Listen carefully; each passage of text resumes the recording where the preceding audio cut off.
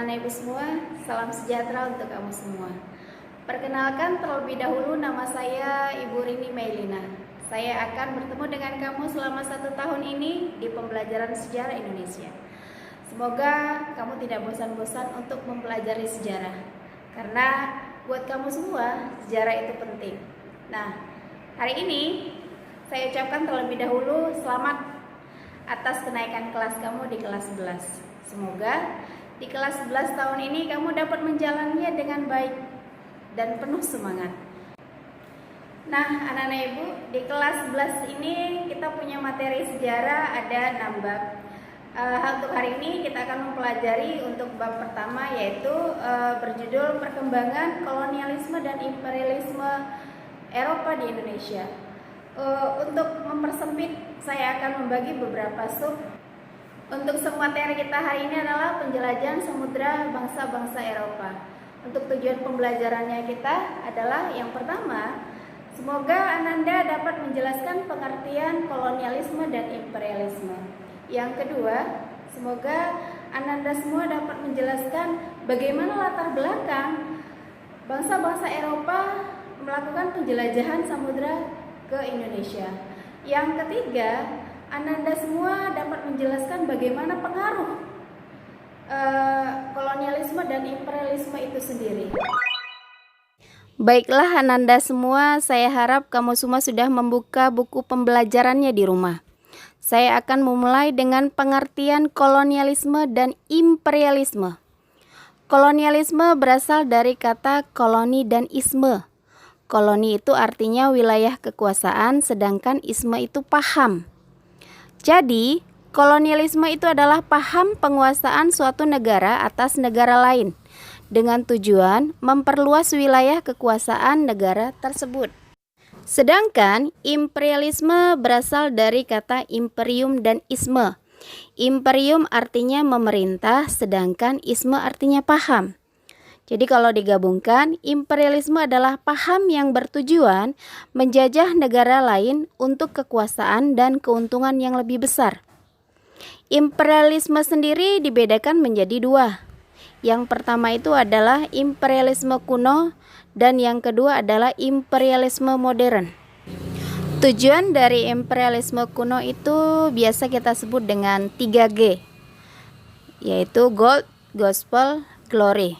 Mencari kekayaan, mencari kejayaan, menyebarkan ajaran agama Nasrani. Sedangkan imperialisme modern itu memiliki tujuan mengembangkan sektor industri dalam menyediakan bahan baku untuk industri. Kenapa demikian? Karena pada saat imperialisme modern terjadi, negara Inggris sedang terjadi yang namanya revolusi industri. Makanya negara pelopornya adalah Inggris di imperialisme modern. Berikut saya perlihatkan gambaran bagaimana penjelajahan samudra bangsa-bangsa Eropa ke Indonesia. Lalu apa sih yang melatar belakangi bangsa Barat melakukan penjelajahan ke Indonesia? Ada beberapa faktor pendorong bangsa Barat melakukan penjelajahan samudra. Di sini saya akan menyebutkan 4 faktornya. Faktor yang pertama itu jatuhnya kota Konstantinopel ke tangan bangsa Turki Utsmani, sehingga muncullah semangat untuk membalas kekuasaan Islam dimanapun berada. Faktor yang kedua, adanya semangat 3G yang saya sebutkan tadi sebelumnya. Gold, Gospel, Glory. Mencari kekayaan, menyebarkan ajaran agama Nasrani, dan mencari kejayaan. Faktor yang ketiga itu adanya perkembangan ilmu pengetahuan dan teknologi. Apa saja? Yang pertama itu ditemukannya kompas, ditemukannya mesiu untuk persenjataan, dikembangkan teknik pembuatan kapal yang bisa mengarungi samudra luas. Terus ada teori yang mengatakan bahwa bumi itu bulat. Sedangkan faktor yang keempat itu adanya buku Imago Mundi, buku dari perjalanan Marco Polo yang menceritakan bagaimana sih perjalanan Marco Polo mengelilingi dunia. Itu yang membuat para bangsa Eropa ikut serta mengarungi yang namanya samudra luas. Berikut ini saya akan memperlihatkan kepada kamu gambar-gambar tokoh-tokoh penjelajahan samudra. Siapakah mereka? Dari mana sajakah asal mereka? Berikut penjelasannya. Penjelajah samudra dari Portugis ada Bartolomeus Dias, Vasco da Gama, dan Alfonso. Sedangkan dari Spanyol itu ada Christopher Columbus, Herman Cortés, Francisco, Ferdinand, dan Juan Sebastian Elcano. Sedangkan dari Inggris ada Sir Francis, James, Sir Henry, dan satu lagi James Cook.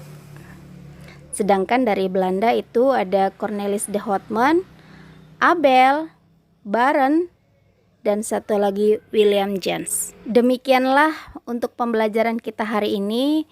Semoga dapat bermanfaat untuk kamu, dan bila ada yang ingin dipertanyakan silahkan kamu pertanyakan di Discord.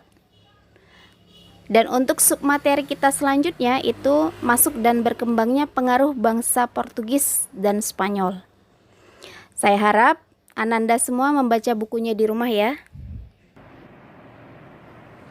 Pesan saya untuk anak-anak ibu semua di rumah, stay at home, tetap jaga kesehatan, makan makanan yang sehat dan bergizi. Apabila kamu keluar rumah, gunakan masker. Dan buat kamu, saya doakan selalu sehat. Semoga kita dapat berjumpa lagi. Sampai jumpa, sampai ketemu minggu depan. Selamat pagi.